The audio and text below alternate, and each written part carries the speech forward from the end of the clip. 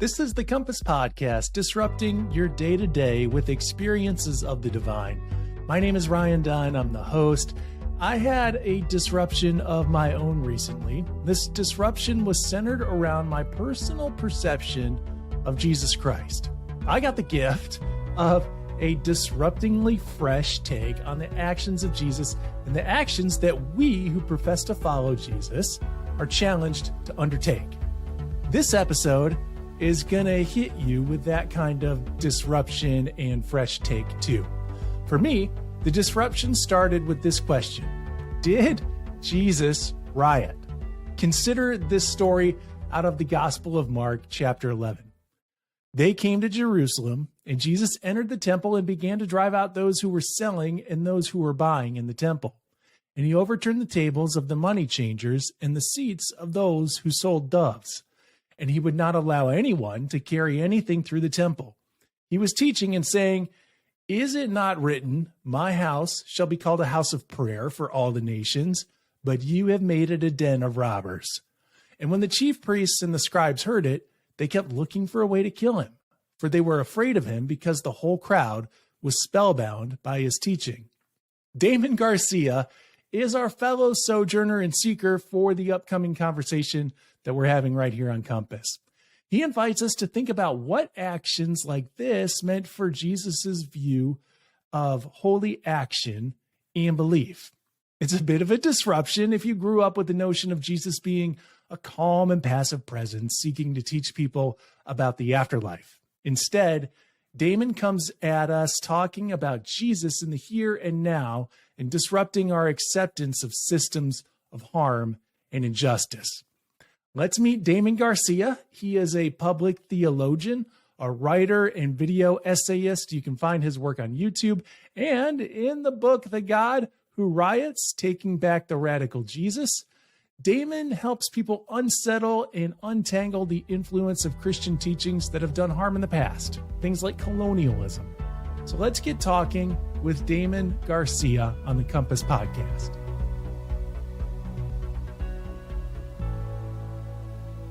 Damon Garcia, thank you so much for joining us on the Compass Podcast.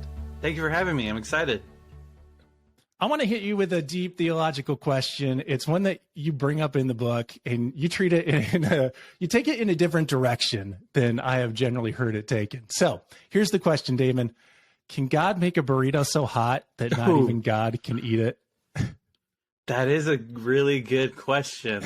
That's like the modern version of, can God make a rock so heavy that God couldn't lift it?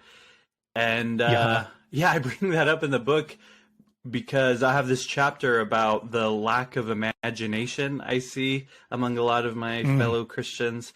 And I go back to this really old letter written in 1065, I think, by Peter Damien, medieval theologian, where he's writing a letter to his friend where he's upset about how a previous conversation went and how they concluded it with, well, yeah, there are some things God cannot do, such as change events that happened in the past. And that's just what happened. And then he's frustrated because he doesn't like saying God can't do something. And so he's very obsessed with omnipotence and arguing for that. And I'm not exactly into the doctrine of omnipotence as much as he is, but I related with the fact that he was so frustrated that he felt like he was surrounded by people who were just constantly talking about what God can't do and trying to figure out all the things God can't do. Because Jesus said, with God, all things are possible. And Peter Damien actually believed it. And so he was just so passionate about, like, of course, if there's anything, if God wanted to stop Rome from ever being built, he could go back in history and do that. And it's like, yeah, that I would say that it's impossible. But then I think of, it reminded me of how when we have conversations about justice and liberation and how so many of our peers can often say, well, that's too impractical. Like, well, that'll never happen because of how people are and because we just have to deal with a lot of the oppression we're facing. And it's like, we should have way more radical imagination, especially if we're Christians and we believe that this whole thing is headed toward the reconciliation of all things, the restoration of all things, and the renewal of all things. Like, we should strive for the most radical alternatives. And so, yeah, I think Peter Damon would respond to that burrito question and that rock question. Like, of course, God will lift that rock and eat that burrito at the same time. And it's like, I'm over here saying, like, of course we could build radical alternatives to the systems we have now. So that's kind of a funny part of the book. Yeah. Well, I've been a youth pastor for a number of years. It's not the first time I heard that question, but you took it in such a refreshing way. In such a new direction and relevant question, especially as you started relating it to the history of the way that things are, where you'd even brought it up, like, can God erase the past? And can you talk about that a little bit in the ways that you talked about how we can creatively move forward from the past without always remembering the past, but not just whitewashing the past? Yeah. I talk a lot about the history of white supremacy and how Christian colonialism is responsible for the development of white supremacy, and how even the ways, like, when the Americas were first colonized and when Africa was first colonized, there was no concept of whiteness. It wasn't an idea of like, well, we're white, so we could do this to non-white people. It was Christians and pagans. And since we're Christians, then pagans don't have the same rights we do, and so we have a right to take their land and enslave them. That was the logic that the Pope approved of. And over time, as those they subjugated started converting to Christianity, they needed a new justification. And that's when they started to develop this idea that, yes, all of these diverse cultural Western European groups are white. We're all just stuck together like that. And all these diverse cultural groups of those we're colonizing are now just black. And there's various caste systems reflecting that as well. And so I think it's important to realize, like, the white supremacy that we're all discussing and wrestling against today has its origins in Christian logic. And so I don't say that so that we can despair over that, but if we can point to those moments in history where things developed, then we can envision their end as well and talk about ways we can dismantle those things. And so as I'm talking about that, I also talk about the fact that today, when we talk about white supremacy, a lot of people think that the way to get rid of white supremacy or racism is to just stop talking about it so much. I'm sure a lot of people can have heard stuff like that before, like, the only ones who are really keeping racism alive are you all who are talking about how we need to solve racism. It's like, it's ridiculous, but it seems to come from this logic that if we didn't talk about it so much, then it would go away. But that's just like pushing it under the rug, and it's still just this massive bulge under the rug that we're all dealing with.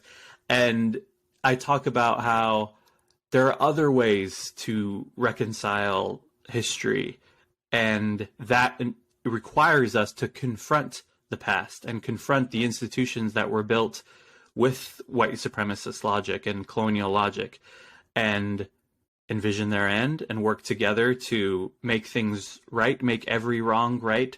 And I talk about the concept that W.E.B. Du Bois talks about, abolition democracy, how after the abolition of chattel slavery, that wasn't enough because we ended up creating the prison industrial complex that turned a slave class into a criminalized class.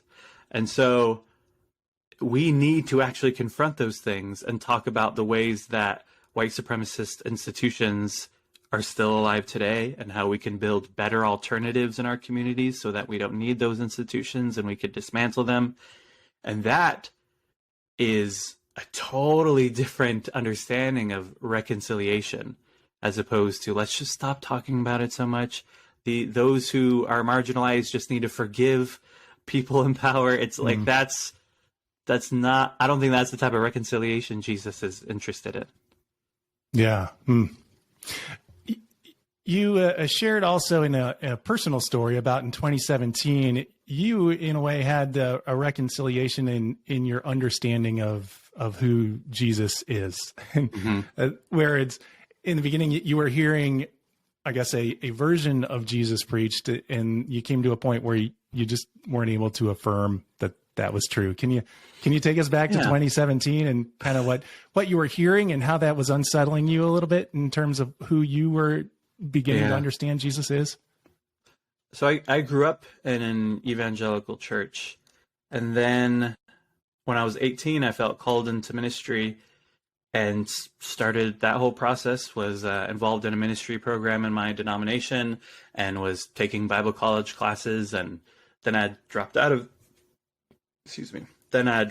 that, and I still wanted to do ministry and work toward getting my pastoral license in the denomination. So I got a job doing youth and young adults ministry, and I had actually started. Isn't that the way you were like 19, 20 at that time? It's like, oh, the young person. Yeah, you're young.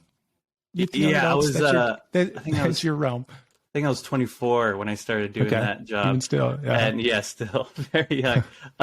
But I was loving that job, but I had really started to question a lot of evangelical ideas like a lot earlier when I was around 20. And so I for a long time just read both. I think a lot of people have been in that experience where it's like, well, let's get the widest perspective we could possibly get.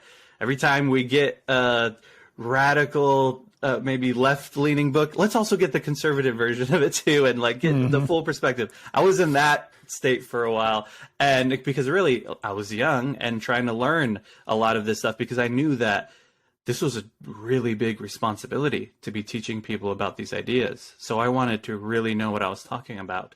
But as I kept learning, I found myself theologically outside of the boundaries of evangelical ideas. And so some people experience that and then leave. But I had spent years trying really hard to make it work. I tried to synthesize ideas, and I believed that I could perhaps be a part of the change from the inside. And I had other friends within that denomination that felt the same way. And then it eventually got to the point where it just became impossible. And in 2017 is when I fully realized that. I was about to get my pastoral license and go through that interviewing process. But before that interviewing process, months before, they give you a list of the questions they're going to ask. And I knew I couldn't answer them honestly. And so that was starting to make me feel unsettled. And then at the time, in 2017, there was a lot of talk among my peers about things that were going on in our country, like Trump's travel ban on Muslims, Black Lives Matter protests, women's marches, trans rights, immigration. And then at church, none of those things were ever talked about. And so one day I had a meeting with some of the assistant pastors at the church and told them that I don't feel comfortable inviting young adults to service on Sundays. And that was mainly a problem because I was the young adults minister. So it was literally my job to bring young adults to that church. So you were, in a sense, telling them like, hey, I can't do my job. Yeah.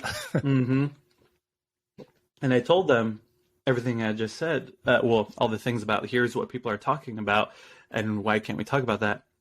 And then by the end of it, they had responded to me, yeah, I don't think there's as many people thinking about that stuff as you think there are. And that was like a moment of huge disconnect. And I realized this isn't going to work at all. And then I left. And I mentioned that story because in the very beginning of the book, because I know a lot of people have been in experiences like that with either ministers or their fellow Christians, where there's such a big disconnect where it feels like, of course, as Christians, we should care about discrimination and bigotry and oppression that we're all facing. Like Jesus leads us to care about that. And Jesus cared about that when we looked at the issues of oppression in the first century Roman Empire. And yet we at times meet so many Christians that say things like, oh yeah, I'm not really political, I'm a Christian. It's like, wait, this is weird. How does that go? Okay. Exactly. And so yeah, I brought that story up because that's now the opposite of the situation I'm in now, where I am fortunately surrounded now by Christians in person and online who are also like, oh yeah, of course, if we care about Jesus, then we should care about justice. So yeah. Yeah, one of the stories that you share is of a popular Christian worship leader who kind of attends the site of a rally and puts on a worship event and suggests that, it's not demonstrations that we need. It's I guess an acceptance of Jesus that we need. And that goes into that deep question of who Jesus is, especially in this persona of Jesus as Savior. And there's a sense that a lot of us want to jump onto the idea that Jesus is a personal Savior, but you start to push an understanding that Jesus is Savior means something a little more. It means something beyond us personally. Can you talk about that a little bit? Like, what does Jesus is Savior mean? Definitely. Well, my parents started going to church when I was 2 years old. And so my early childhood was them basically like learning how to live this new life, because before that, they were experiencing a lot of personal problems. They had both been drug addicts, and my dad had been in and out of prison, and they came to this conclusion that they wanted to radically transform their lives. And my mom's sister had started going to church, and they thought, well, I guess that's where you go. And so they started going to church when I was 2. And then when I was a kid in elementary school, I remember one night in kids' church, I saw a kid there that was mean to me and my friends at school. And I was shocked because in my childish perspective, the nice kids at school were probably Christian and the mean kids were the furthest thing from it. But then they asked us at the church, who wants to accept Jesus in their heart or something like that. And this kid raised his hand, and I was even more shocked. I was like, oh man. But I was also happy because I felt like, well, this probably means he's going to be nicer to us now at school. This is great. And so the next day in Holy PE Spirit class, activate. exactly. Right. This is going to be, he's going to be nice. Uh-huh. Yes. And so in PE class the next day, I was standing on the blacktop on our numbers with my friends, and I told them, Richard got saved last night. And they said, saved from what? And I was stumped. I didn't know what to say at all. Yeah. I was, at the time I thought everybody knew what that meant. And that's the language so many of the Christian adults around me had used all the time. And so I didn't know what I was talking about back then, but I look back at that as I have learned so much more. And I think it's interesting that even back then as a child, I had an understanding that becoming a Christian meant changing the way you lived in the world. It was about your lifestyle and the way you interacted with people and the goals you had and where the action that you wanted to do in the world. And so as I've grown up, I've started to really see that that's what the first Christians were talking about too. It's at the very beginning in Acts and then throughout Acts, they formed these communities where they shared all in common. They shared property and they made sure everyone was taken care of and everyone was fed and everyone had a place to stay. And there's this passage in Acts where it describes that. And then at the end it said, and the Lord added to their number of those who were being saved. Also as a kid, there was language of saved meant being saved from hell, being able to get a ticket to go to the good place after you die. But when I was a kid, I did not think that Richard was saved from hell. And then when we look in Acts, nobody was saying you should join this community or else you might go to hell. That was not what they were talking about when they talked about being saved. And I think part of that is the fact that the Jewish understanding of salvation is rooted in the Exodus and how they were saved from slavery in Egypt. And then when they're taken over by Babylon, they are crying out for salvation again from God in the same way that he saved them from Egypt. And then when the Christians talk about salvation, that's the type of salvation they're talking about. They're talking about a collective salvation. They're talking about salvations of nations. And they also talk about a personal salvation and a personal transformation. And they invite people to personally choose to be committed to the salvation of all of us, and how that leads to the salvation of all of us. And so there's both this personal transformation and this communal transformation that we're committed to together. And so that like flipped everything upside down for me when I started to notice that in the Bible and realized like, of course this salvation is about so much more than something that happens in your heart and you just live with that effect. There's so much more. Well, it draws this line in terms of what our personal responsibilities are, or even how we derive personal value. You've kind of noted this, that a religion can assign its own peculiar valuation to people. And if we're really caught in the personal end of it, like we have a tendency to devalue our own significance. So we can just assume that we're dirty, rotten sinners, we're incapable of helping ourselves and doing much good in the world, that it's always God that moves through that. In contrast, do you bring up a religious system of valuation that's a little bit different, that moves beyond that? Can you talk about that? Yeah, I think right now we all are very familiar with the ways that we are devalued by our society and all these pressures to be a certain way, look a certain way, act a certain way. But also deep within the capitalist system itself, our value comes from the labor power we provide to different businesses and how much money we make for businesses in the United States. And that interpretation of value is terrible for the way we see ourselves. And we can often think, well, the valuable parts of myself is the useful parts of myself. And often we find ourselves in situations where we feel like we need to prove our usefulness to others in order to be valuable. And so I talk a bit about that, but then also that isn't what Jesus was talking about and what the Bible is talking about. I think I found myself doing that a lot. Like, here's what a lot of Christians around me are saying, but when we look at the Bible, that's not what we see. And so it's what we see in, like, for example, the concept of holiness. There's this idea that a person or a thing or a day is set apart as holy.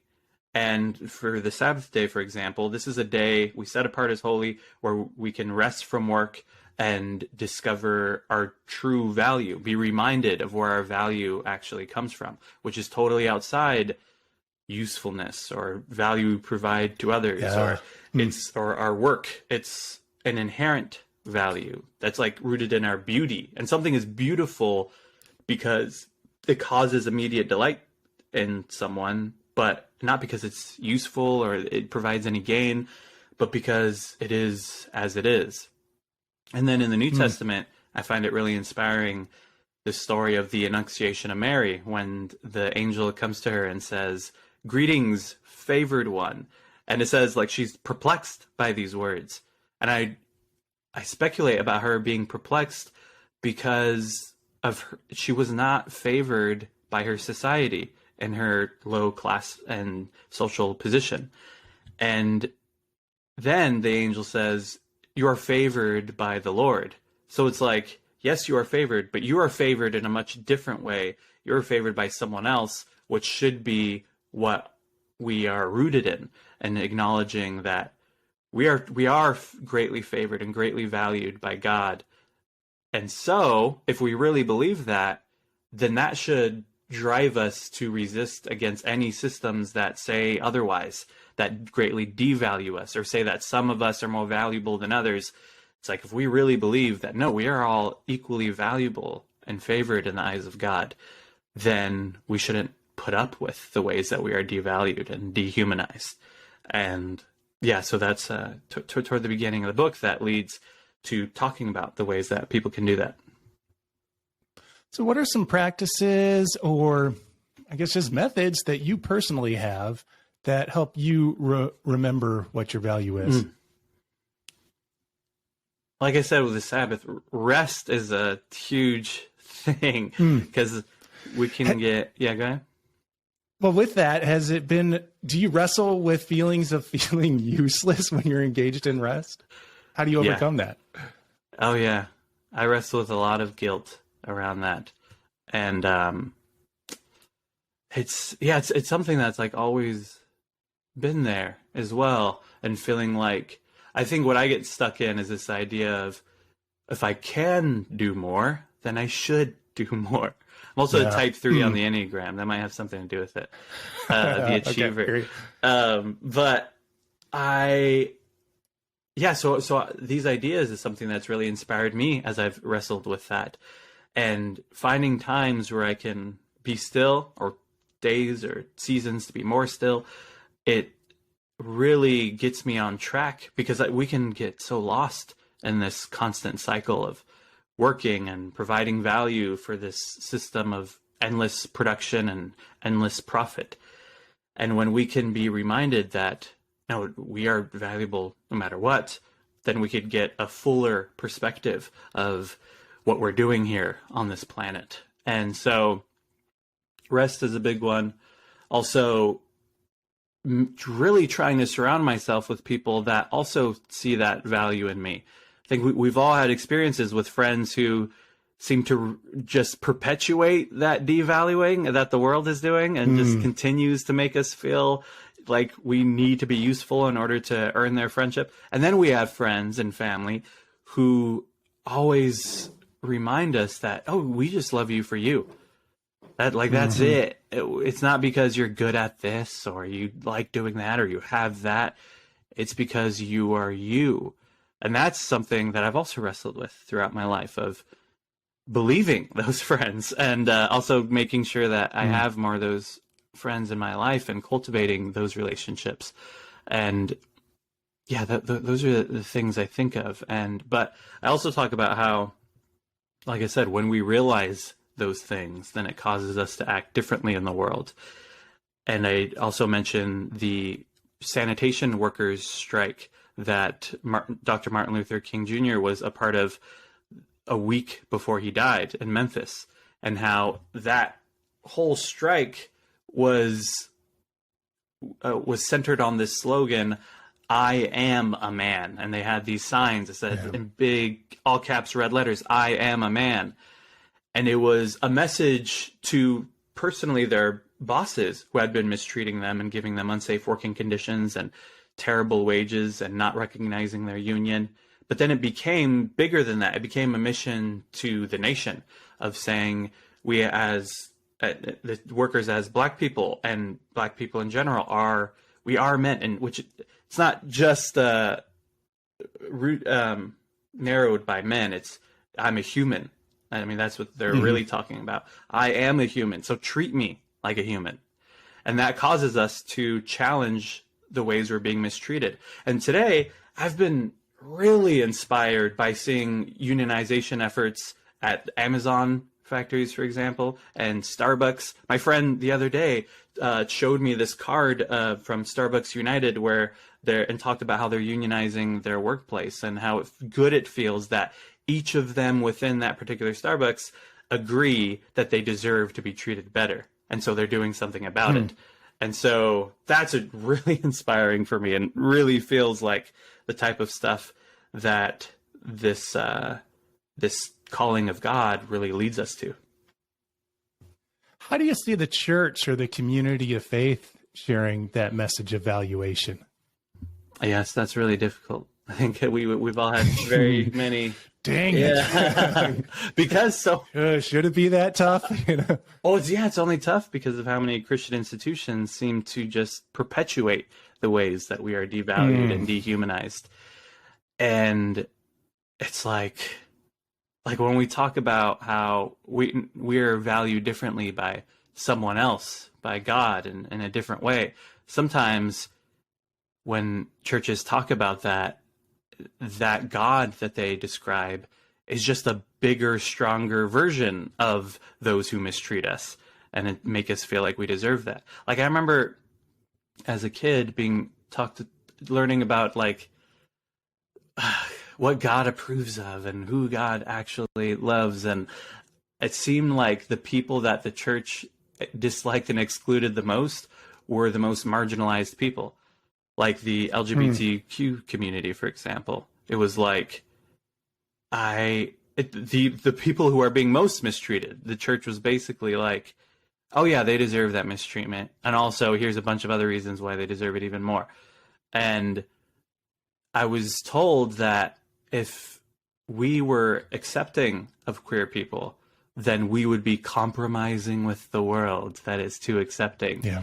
Now I realized actually the churches that perpetuate their mistreatment are the ones who are compromising with the world and don't want to be challenged by Jesus's radical inclusion and love. And so we have so many churches who perpetuate the ways we're devalued and dehumanized, which is why so many people are leaving churches and why so many people struggle to find a good local church in their community. And there are some churches, and I wanted to preface that because I didn't want to make, if I talk about good churches, I don't want to make it seem like, oh yeah, so just go back to church. This is what you'll experience. It's definitely, it's rare right now. But yes, there are churches that are challenging the ways that we are mistreated in the world, and including marginalized people, but also flipping their dynamic of leadership and allowing us to be led by marginalized voices and leaders, which is also a big thing. And that I've also started to realize as I've been a part of more progressive Christian spaces over the years. Like, it's not enough to just be inclusive. We have to change the ways we do everything. And that requires us to be led by those who really are experiencing the constraints of this society the most. And that's the only way we get to a new world. And so I am inspired by those who are allowing themselves to be led by those voices, and then especially inspired by those who are teaming up with organizations in their city who are doing good in the community.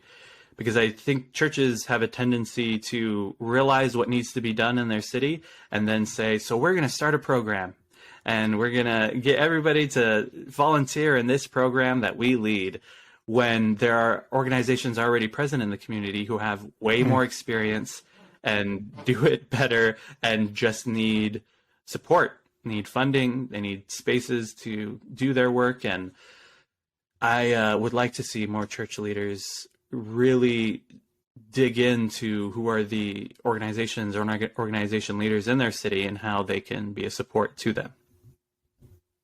And the microcosm for that can kind of be the week-long mission trip, right? Yeah. And I've participated in many of them myself, where we kind of swoop in and we do our own thing, all with the good intent of doing some good in an underserved area. But oftentimes, we're creating more work for several of the groups that are engaged in that work all the time, right? So yeah, an awareness of the way that we can be supportive of those who are doing the work, rather than swooping in with our own kind of savior complex as the church. And that touches on something that you brought up in looking at church leadership. A lot of times we can talk about inclusivity and welcome, and that in itself is well-intentioned, but it comes with a caveat that it's like, yeah, we'll accept anybody who's willing to kind of just become like us. Yeah. And I think the call before the church right now is to say, we need to let go and become like. Yes. And you talk about Jesus kind of being that person at the margins. Can you fill us in a little bit on how Jesus embodied that through his ministry? Mm-hmm. One of the questions I had when writing the book was, because it's a lot about Jesus, who does Jesus interact with the most, and why does he interact the way he does? And then I got to the question of, why does Jesus forgive the specific people that he forgives? Because growing up, I think a lot of people still have this idea of forgiveness as basically just pardoning someone for the harm they caused. And forgiveness is so much more than that. And I feel like that's like reducing hospitality to inviting your friends to your house party. It's like that can be a hospitable thing to do, but clearly hospitality is so much more than that. And what I find interesting is that if forgiveness was just about pardoning harm, then it would make sense for Jesus to go to those who were guilty of the most harm and forgive them. But instead, Jesus goes to those who had the most harm done to them and tells them, your sins are forgiven. And from a first century Jewish perspective, forgiveness was understood as a release, and sin was understood as chains, that bondage that we needed to be released from. And also, the concepts of sin and forgiveness were understood communally, like we were talking about earlier. It wasn't an individualistic thing. It was the sins of the community and the forgiveness of the community. And so what we often see happen when it comes to the sins of the community and the sins of society is that the blame for those sins often fall on the poor and the marginalized and the sick. And we, in the first century, it was like, well, those are the people who are causing this because they have demons and they're outside of, they're ritually unclean. And then in our context, it's like, well, they didn't work hard enough, or they're lazy, or they're that same kind of stuff. And so it still happens today, where the blame falls on those who suffer the most under the sins of society. And so Jesus goes to them and releases them through forgiveness, releases them from the guilt and the pressure of society's sins. And once they're released from that pressure, they have the freedom to start looking outward for the causes of their suffering instead of endlessly looking inward, since all the guilt falls on them. And I'm also reminded of this story I heard from my friend CJ, who's a therapist, and he was working with low-income housing, and one of his clients was going to be evicted because the housing manager discovered that she was addicted to drugs. And so they had a meeting with the housing authority, and they were able to convince them that she would not break the rules of the lease, and they're able to convince them that she can stay. And then after the meeting, CJ talked to his client and said, I really wish that you weren't in this situation right now. And I wish that we didn't live in a world that punished you for using drugs, because drug addiction shouldn't be a criminal issue, and it's not a sin issue. It's a health issue that people need health care for. And so then he said, this is really inhumane, the way you're being treated. This isn't right. And I hear that story, and I think that's the type of forgiveness Jesus was giving to people, was releasing them from that guilt and freeing them from that, and letting them know that all that's going on, there's so much sins, it's the sin of society. And that's what you need to be released from, what we need to be liberated from. And so, yeah, I'm extremely inspired by that. And I think it challenges us to practice a different kind of forgiveness, especially because so many of us have experiences with Christians talking about forgiveness as a way of just like getting the abused to forgive their abuser. And if they don't want to be in community with their abuser, then they're accused of being unforgiving like Jesus wanted you to. So it's like, that's the direct opposite of what Jesus was doing. Yeah, when we start learning about what happens with some of the sex scandals, certainly that has been the case over and over again. Well, Damon Garcia, what's next for you? I'm putting out this book. Comes out August 23rd. Yeah. And I would like to keep talking to people about this. Cool. When I wrote the book, the people I had in mind initially were people who grew up in a conservative church environment and then kind of left and aren't really part of that anymore, and got involved maybe in radical politics, and now feel like Jesus is kind of still somehow a part of that. And they even feel like Jesus maybe inspired them to do that. Like, I've heard a lot of stories where people talk about like, yeah, I learned about this Jesus that said we're supposed to serve the community and make a better world and love everybody. and they just actually believed it and found themselves at a step with the church that taught them about that.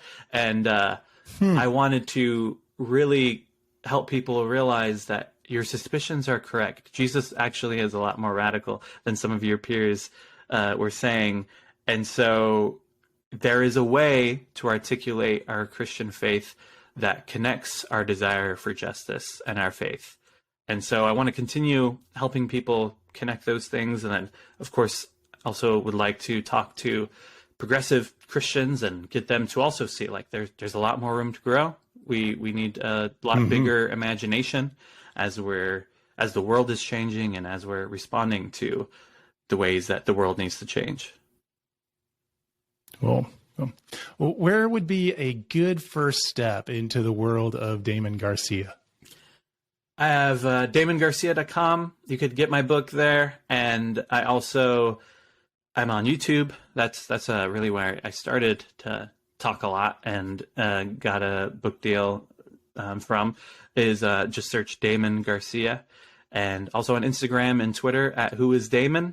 You could follow me and hit me up on there. Let me know that you heard me on the Compass podcast, and that'll be awesome. We'll talk about it. And yeah, awesome. Just find me, hit me up, and thank you for listening. Yeah, thanks, listener, for being a part of this. I'm confident you found a sense of disruption too. If you want to know more about the Compass podcast, check out umc.org/compass. That's part of the website of the United Methodist Church, who graciously resources this podcast. A couple other episodes that might interest you include Healing Our Divides with Amy Julia Becker. That's from December of 2021. Or Wrestling with the Tough Sayings of Jesus with Amy Jill Levine from September of 2021. And while you're checking out those episodes, hit the like or follow or subscribe button. We'd really appreciate it. We're back into new episode time, so we'll have another fresh disruption for your day-to-day in 2 weeks. In the meantime, peace.